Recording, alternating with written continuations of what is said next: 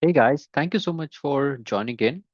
So I hope you're able to hear my voice and see my screen. So can any one of you please confirm on the chat whether you can hear my voice and see my screen, please? Thank you, Rajat. Thank you, Diksha. Okay, thank you, Lakshman. Perfect. Okay, thank you so much, team, for joining in. And I hope you should also be able to view my slides right now. Just a second.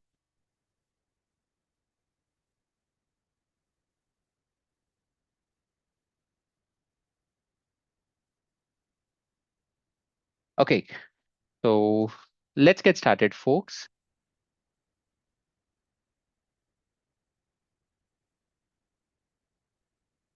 So as part of our learning journey today, so we'll be looking at the evaluation of the large language models.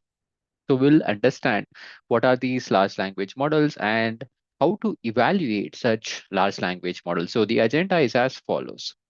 So as we proceed in this session, we'll understand what are these large language models and how is it important and how is it relevant to us and how all these large language models are actually trained. We'll understand why do we evaluate these large language models, the evaluation metrics for the large language models, and we'll also look into the best practices that you need to follow for preparation for your NVIDIA Associate Generative AI LLMs. So this topic of evaluation of the large language model is one of the crucial topic that will be tested in your examination. So I'll be taking you through some of the important concepts, which is very much essential for your preparation, and not just for examination, but also for understanding the large language models in general. So that would be the overall agenda, guys. Now I see some question right here. Okay, just give me a second, folks. Let me just answer the same.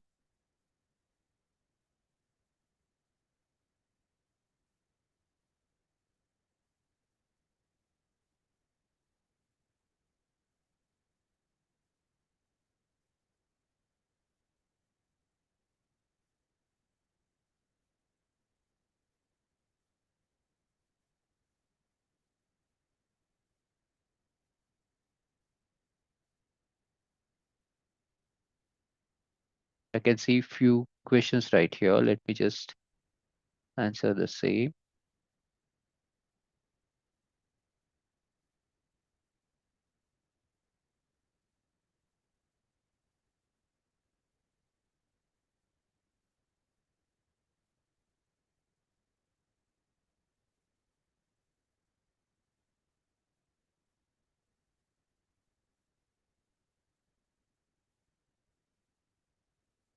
Okay, so okay, there is one more query. I think some learners are having some queries, especially in joining.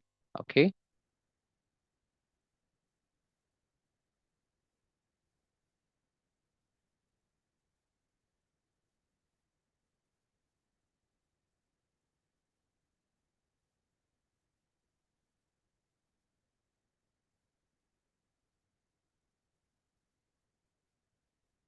all right. So let's proceed ahead, folks. So I think now I can see the other learners also have joined in. That's great. Okay. So the agenda of today's session is we'll understand what are these large language models, how the evaluation of the large language models would work, and the metrics that we'll be using for evaluation of such large language models. So that would be the overall agenda of this session. So let's start by understanding what exactly is this large language model. But before we go ahead, I'll start by introducing myself. My name is Nachiket Murthy. I'm an ML Ops manager working in a consulting firm, and I've got more than 11 years of experience in this field of data science and machine learning. And I've worked on various domains like retail, healthcare, banking, and insurance. I am certified in NVIDIA Generative AI, and I'm certified in AWS machine learning, DevOps, and my current role would include manage the team of 15 people, and I'm responsible for end-to-end pipeline, that is end-to-end implementation of data science project by using the machine learning and deep learning. which takes care of end to end, which means starting from the experimentation till the operationalization of the machine learning models in the production environment. I'm passionate about teaching. I've trained more than 50,000 learners across the globe in the field of this data science and machine learning. So I'll be taking you in the same way where how I'll be conducting in my live session, where I'll take you through the insights. I'll try to make it simple so that you can understand everything in detail so that even with the person with limited knowledge can get the most out of this session. So that is the overall agenda, guys. So let's proceed ahead. Yes, I want to know from you as well, folks. So can you please let me know in the chat window about your name, where are you from, and what's your knowledge level when we talk about the large language model? Okay, so can you please introduce yourself?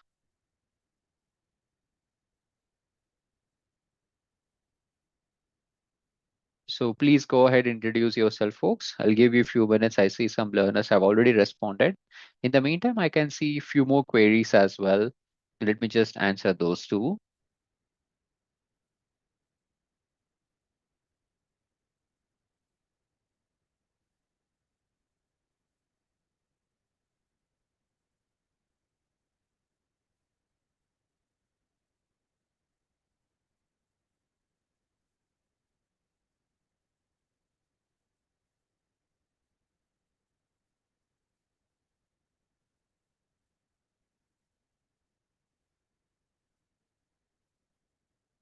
Okay, I see Darshan has responded. Darshan is a beginner.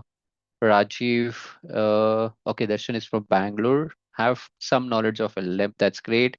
And Rajiv over here is uh, is from Delhi, okay, has a beginner knowledge in LLM, okay. And I see Pratap has responded. Pratap is also a beginner and he's from okay, Mumbai. Okay, that's great, Pratap.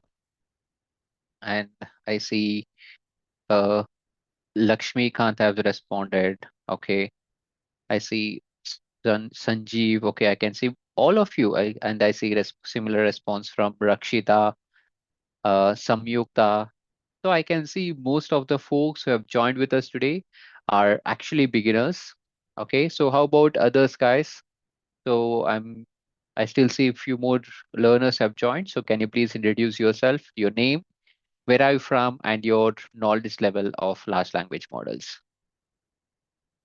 Okay, Samyukta. Okay, Samyukta has some level have been following along the self-paced. Okay, thank you, Samyukta. Okay, Laksh. Okay, Lakshmi is a beginner. Excellent, guys. So I can see the learners who have joined with us today are beginners. That's completely fine. So here in this learning journey today, we'll go in a way such that even the beginner should be able to follow along and understand about the evaluation of the large language models. All right. So since most of you are beginners, let's start with some basics, like a quick background about these LLMs. So LLMs are a type of artificial intelligence. Now they are designed to understand and generate the human language.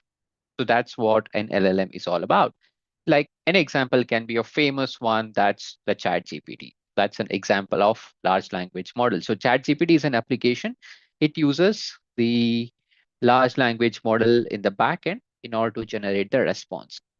So that's the overall idea about this LLM, that is a large language model. Now, the way this is going to work is these LLMs have been trained on vast amounts of text data. It can be books, it can be articles, it can be website. So it will be trained on very vast amount of text data.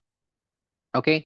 Once it has been trained on these vast amounts of text data, so what we will do is we would go ahead and learn the pattern and look into the grammar as well as the context from this given data. So that's what we are going to do right here. Like the large language models is going to understand all these patterns from this text data. Then once it has learned all such pattern, then we would go ahead and use this knowledge to predict and generate the text. So that's the core idea of how these large language models is going to work. Okay, so it has been trained on vast amounts of text data. So it can learn pattern from this vast amounts of text data, and we'll be using this knowledge. This large language model will use such knowledge in order to generate the text. So that is how the large language models are actually trained. Now, let's take a look into the key features. Since it has been trained on vast amounts of text data, so what are the key features that it would generally exhibit? So it exhibits the language understanding. That means these large language models can comprehend the questions as well as the prompt. So it can comprehend what is happening in the text data. So what is being asked, it can understand the text data, and it can also understand what user is actually requesting. Like generally the input that we specify to our neural network is called as prompt. So we'll be able to understand and get to know about the prompts while we are working. And another key feature of working with this large language model is the text generation. So here it can create coherent and contextually relevant text. So whatever the inputs that we would expect, okay, whatever the inputs that we would send or the question that we would ask to our large language model, this is going to generate the coherent and contextually relevant text. So that's another great thing about these large language model. And another great thing is versatility. So because of this, we can use these large language models for various tasks such as writing, answering the question, translating the language, or even performing the text classification. So these are all some of the key features of working with large language models. Okay, now because of these features, so we see the usage of large language models in various applications. To name a few, it is used in customer support, like answering the queries and providing the relevant information to the end users. And another application is content creation, where we can use these large language models in writing the article, creating the blog, as well as the creation of the reports when the user provides any input. And another application is language translation. Like can use these large language models in translating the text between the languages. It's used in education, that is in assisting with learning and tutoring. So you can see that because of large language models, which has been trained on large amount of text, okay, since it has learned a lot of patterns that is present in this given data set, so we'll be able to get the full benefit of this large language model because it can be directly used for the other task. Now, let me just introduce one of the technical term that we generally call it. We generally call a term that's called as zero shot learning. Okay, that's a common term that we would call when we are dealing with or when we are working with this large language model. So when I say zero shot learning, it's a scenario where uh, like we'll be able to perform a task on the large language model, even though the large language model has not been trained on such task. Like for example, I can go ahead and use this large language model in performing the task, like for an example, classification, even though my large language model might not have been trained for the task of classification explicitly. Now, this technique is actually called as zero shot learning. Okay, so all these applications are basically the outcome of zero shot learning. Now, apart from zero shot learning, we can also make use of other techniques as well. We have something called as few shot learning. Now, in the scenario of this few shot learning, what happens is we will provide the examples. We'll provide the simple examples. And once we provide the initial simple examples, we will use such examples. Okay, we will use such example and like we'll provide the example and then we'll also ask a question related to that example. Now, the large language model will process our example as well as the new question. Post that, we'll be able to, like the large language model is able to generate the response. So that's the overall idea of the applications of these large language models. Okay. Now that you have seen the large language model and its application, so what are the benefits? Well, some of the main benefits of using such large language models, and that's the reason that is being used in various industries these days, is the efficiency. So with these large language model, we are able to save time by automating the text-based task. So we are able to save time by automating the text-based task. So previously, whatever the tasks that we were doing manually, now we can automate it because we have a way where we can understand the natural language data. Previously, we had a great challenge, especially in understanding the natural language data. Now, with this large language model, we are able to save time because we have a way to understand this text data, that is the natural language data, and we can automate such text-based tasks. And another key benefit is consistency. So it provides consistent quality, especially when it comes to response and the content. And scalability, since it's a computer powered, it can be scaled to large volumes of queries and tasks as well. Because of this, we see a huge demand these days, even for the people who are having an understanding of these large language models, which can help the business in building the application and use such large language model in their production environment. So that's the overall idea and the importance of these large language models.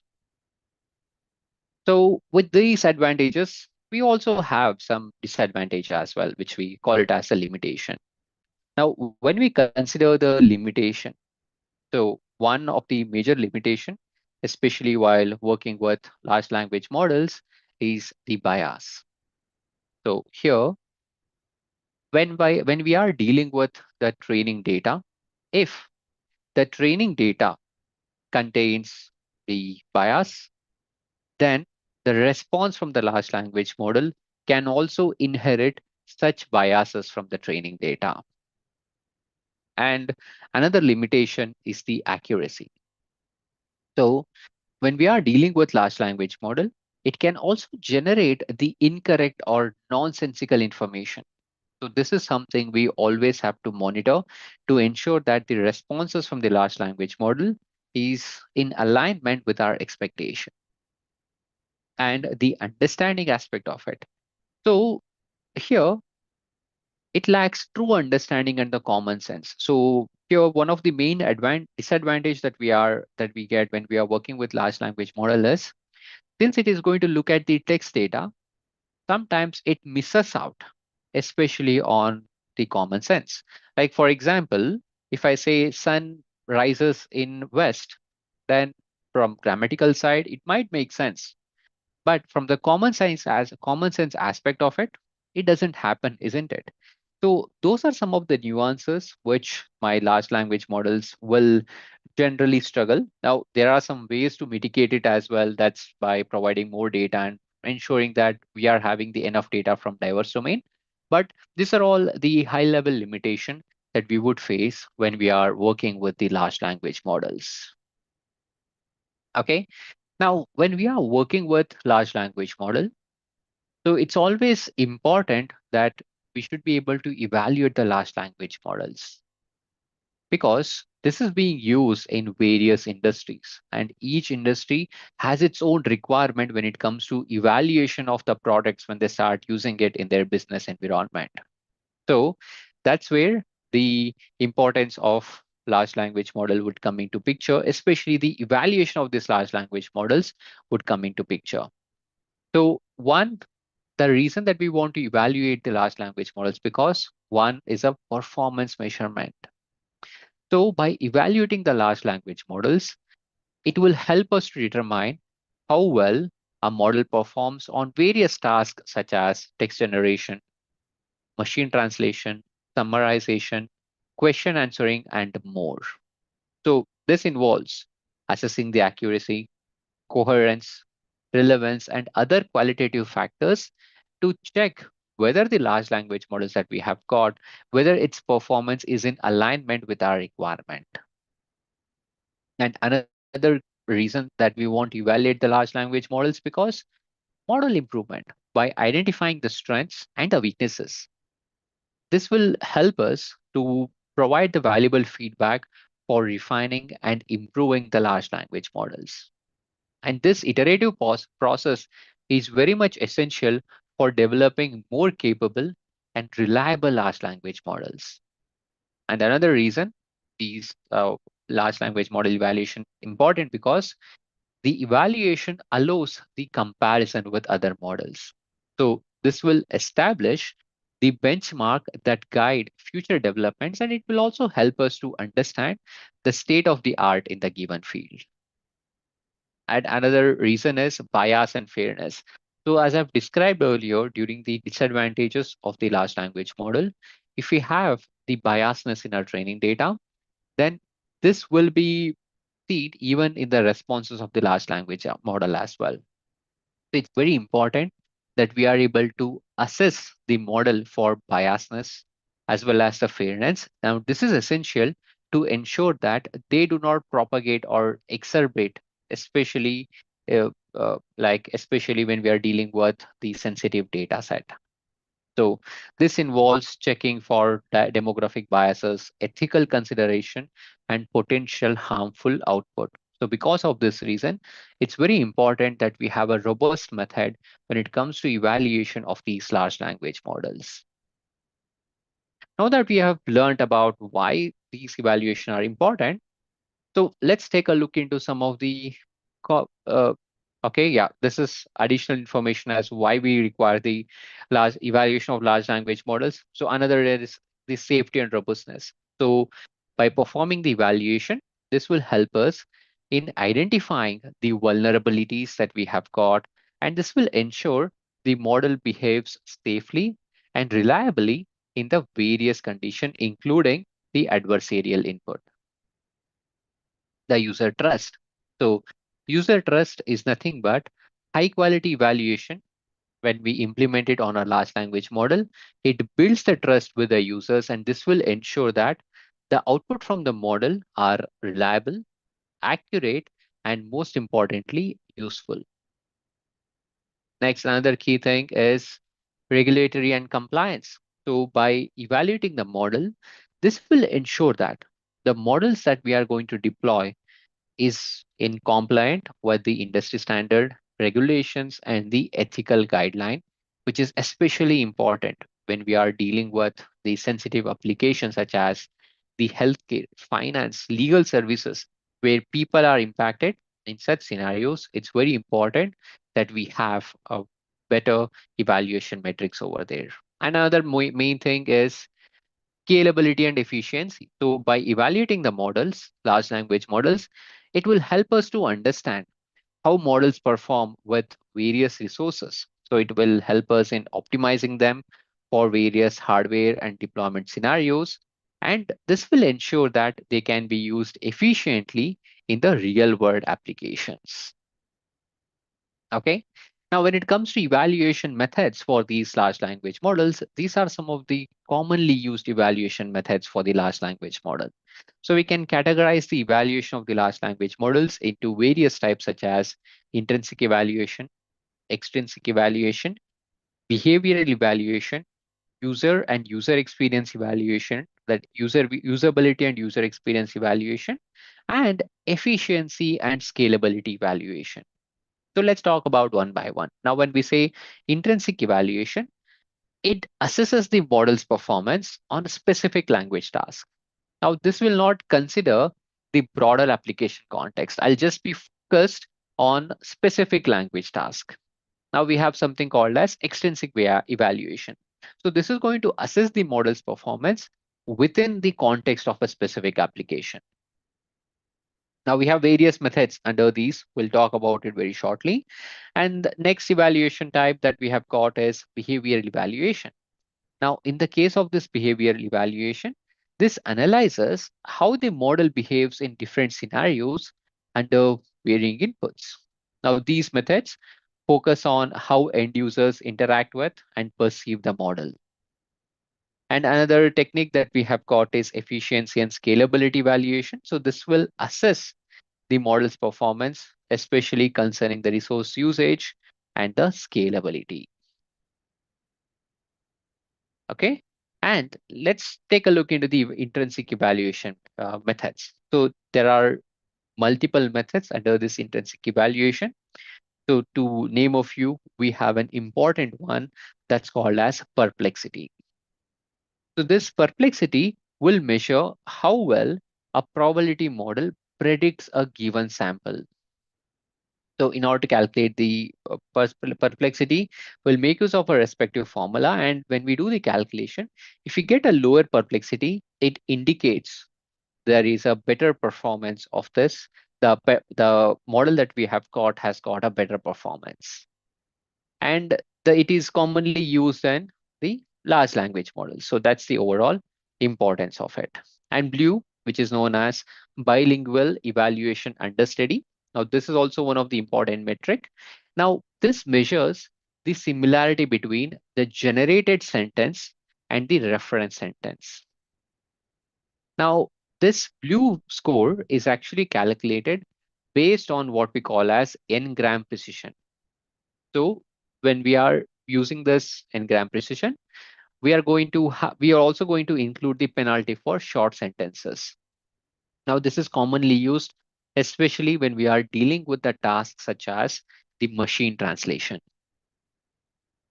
And the other method that we have got is called as the rogue, which is known as recall-oriented understudy for gisting evaluation. So this measures the overlap of n-grams between the generated text and the reference text. The blue score is going to measure the similarity, but here we are going to look into the overlap. Okay, there are actually two types of rogue metric. One is rogue n, which we call as n-gram overlap, and rogue L, which is longest common subsequence. So this is also used for the summarization task. Now, under this intrinsic evaluation, we also have other metrics such as meteor. Now, this is known as metric for evaluation of translation with explicit ordering. So this considers the synonymy, stemming, and word order when it is performing the evaluation. So the way that we do it is like this calculation involves F1 score, which will combine the precision and recall. And this meteor, an important thing to know is this is used in a task such as the machine translation and paraphrase evaluation. Now, under this intrinsic evaluation technique, we have one more technique that's called as the CIDR, which is known as consensus-based image description evaluation. So here in this case, we use this metric, especially when we are dealing with the tasks such as image captioning. So this measures the consensus in the image captioning. So in order to calculate this metric, we'll be using the term frequency and inverse document frequency weightage. Okay, so this is generally used in image captioning. So from the examination standpoint, it's very important that you understand this metric and what is the use case of these metric. So the common type of questions that we would generally expect is, so suppose if I'm dealing with the task of machine translation, which metric is recommended to evaluate my large language model? So that's when you can choose the meteor in the options if it is present, or you can also choose the blue. So these are the two most commonly used metric when it comes to the machine translation. Now, all these are relevant to the intrinsic evaluation. Moving on, we have something called as extrinsic evaluation. Now, when we say extrinsic evaluation, we'll be evaluating the model based on how well it performs a specific end task, like, for example, question answering or sentiment analysis. So this would involve the metrics which are relevant to the task, like accuracy, F1 score, precision, and recall. So this would come under the extrinsic evaluation technique. Then we have something called as human evaluation. So here, this basically the humans will be evaluating the large language model's performance. So the criteria that will be used by the humans will be is how fluent the text is, what is the coherence, relevance, informativeness, and even the overall quality. And generally, when we are doing the evaluation, the humans will be evaluating the generated text in terms of ratings, a rating scale like 1 to 5, or sometimes we'll also make use of the pairwise comparison or ranking. So this is about the extrinsic evaluation. Then we have something called as behavioral evaluation. So under this behavioral evaluation, we have got adversarial testing, bias and fairness testing, safety and ethical evaluation. Under the adversarial testing, we'll check the model's performance, especially by introducing the adversarial examples. So the core idea of performing this kind of testing is to identify the vulnerabilities and also measure the robustness. And the another metric that we would use is bias and fairness testing. So the idea is to assess the model for biases and the fairness. So the method that we would use is bias detection tools, demographic parity, equalized odds, and also the disparate impact analysis. And under the behavioral evaluation, we'll also be interested in safety and ethical evaluation too. So here, the idea is to evaluate the model's adherence to ethical guidelines and the safety standards. And the general criteria is avoidance of the harmful output, adherence to the privacy standards, and compliance with ethical norms. Then we have something called as usability and user experience evaluation. So under this usability and user experience, so this looks into the usability and user experience aspect of it. Now here, under this case, so what we would be doing is, so like we can make use of the user satisfaction survey. So we can actually collect the feedback and about their satisfaction with the model output. Now, in order to do that, we can make use of the metrics such as satisfaction score, net promoter score. So these are the things that we can use it to evaluate the same. And then we can also make use of something called as the A/B testing. So by using this A/B testing, so we can actually compare two versions of the model to determine which actually performs better in practice. So one of the common metric that we would use is under this technique is A/B testing is conversion rate, user engagement, and task completion rate. Okay, so like this is about the user and user experience evaluation. And finally, guys, we have the efficiency and scalability evaluation. Now, as you can clearly see, the evaluation of these large language models is very much different than what we generally use it for evaluation. So here in this case, we also consider the scalability aspect as well. So one is the inference time.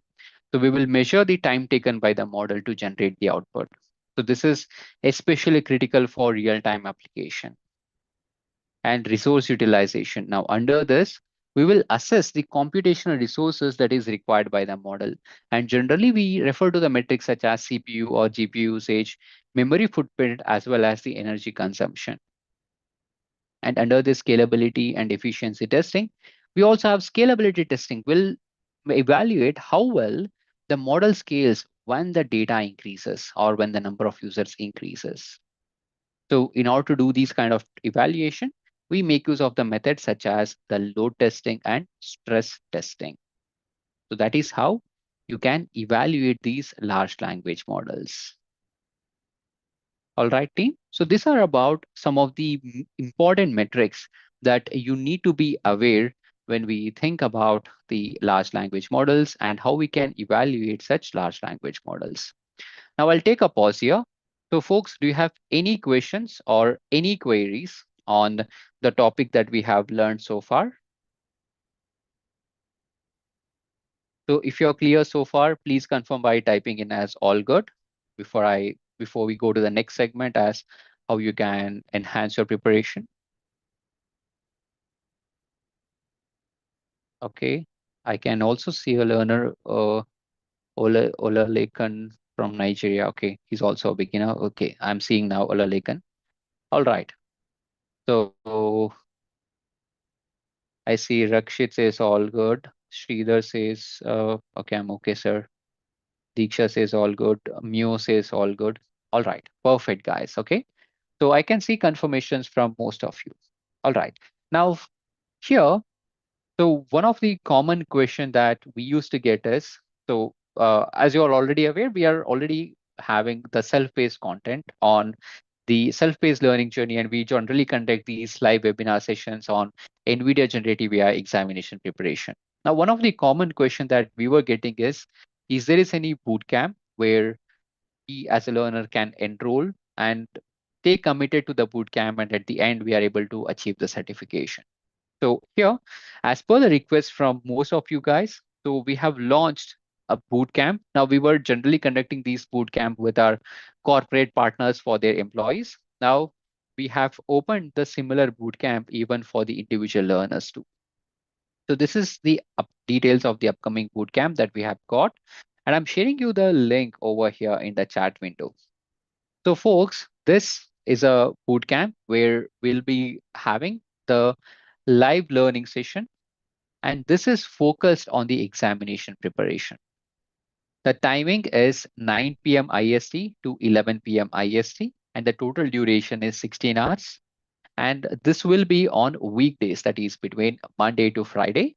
And the class dates are between 8 July 2024 to 17 July 2024. Okay, the classes will be live, will be delivered live, just like we have joined the webinar. You will be joining it in the Zoom link, okay? And you will have a lifetime access to these sessions recording. So you'll have a lifetime access to the sessions recording, and you can watch it any number of times. Okay, so that's one of the key thing about this live session, live bootcamp that we have got. Now, one of the key difference from the self-paced is, so in the self-paced, so the rate of completion is very less, even though the learner joins it, the time commitment and the preparation, it's not so simple. So that's what we have seen with various learners to increase the to increase the success rate, to increase the completion rate, to ensure that you as a learner get the most in your career, especially in this most in demand field of this generative AI. So we have created this generative AI bootcamp, guys, and this pricing that you see on the website, depending on your location, I think you'll be able to see the pricing in that location wise. So this price that you see on the site is an early bird pricing, and this will be expiring very soon. And this is for limited seats only. So ensure that you register yourself on this upcoming bootcamp, and I'll see you on the bootcamp, guys. Now, folks, if you have got any other question on your learning journey or your preparation standpoint, please feel free to let me know. So I look forward to seeing you on our next webinar session, guys. So thank you again, everyone, for joining in and asking some of the amazing questions. So I'll be here for a few more minutes to answer any other questions that you might have. Okay, Rakshita says, sir, when can I get the live? Okay, so you'll be getting the access like one day before the session, you'll be getting that link.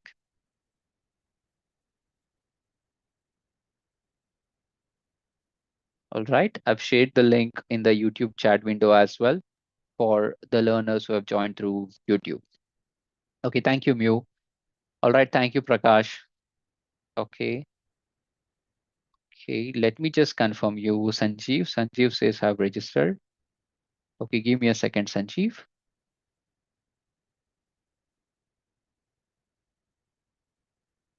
Okay, congratulations, Sanjeev. Yes, I can see your uh, registration successful. Your seat is confirmed, and I welcome you on this NVIDIA certification bootcamp. Thank you so much, Sanjeev. Yes, I'll see you on the session one. Okay, Prakash. All right. So congratulations, Prakash. Yes, I see your admission confirmation too. So thank you so much. And I look forward to seeing you on our live session. All right. So thank you so much again, guys. I'll be here for 2 more minutes. And we also have team from Manifold AI Learning in case if anyone has any questions, you can also feel free to ask as well.